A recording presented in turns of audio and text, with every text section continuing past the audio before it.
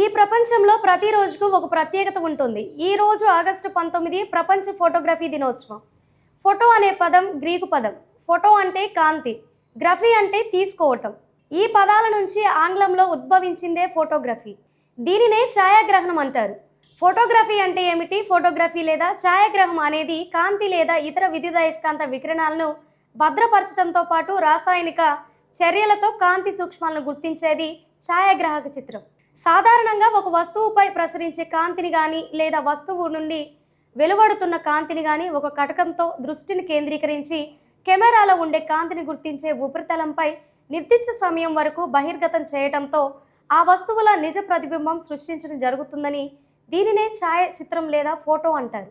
18వ శతాబ్దంలోనే వివిధ పద్ధతులను అనుసరించి ఫోటోలను తీయడం మొదలైంది. లూయిస్ జాక్వాస్ మాండే డాగ్యురే అనే ఫ్రెంచ్ పరిశోధకుడు 1838-39 సంవత్సరాల మధ్య మొదటి మనుష్యులను ఉన్న ఒక వీధి చిత్రాన్ని తీశాడని చరిత్ర చెప్తోంది.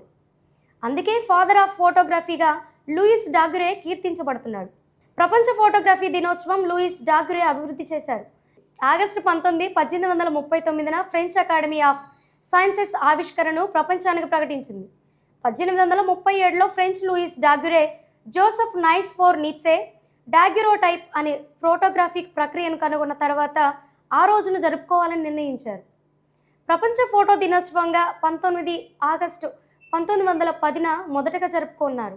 అప్పటి నుండి నేటి వరకు ప్రపంచ ఫోటోగ్రఫీ దినోత్సవాలను ఘనంగా నిర్వహించడం ఆనవాయితీగా మారింది. ప్రస్తుత ప్రపంచంలో ఫోటోగ్రఫీకి మానవుల జీవితానికి విడదీయరాని బంధం ఉంది.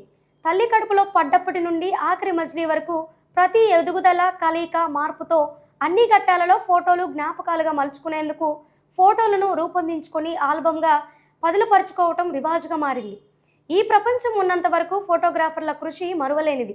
ఇలాంటి ప్రపంచ ఫోటోగ్రాఫర్ల దినోత్సవాలు మరిన్ని జరుపుకోవాలని ఆశిద్దాం.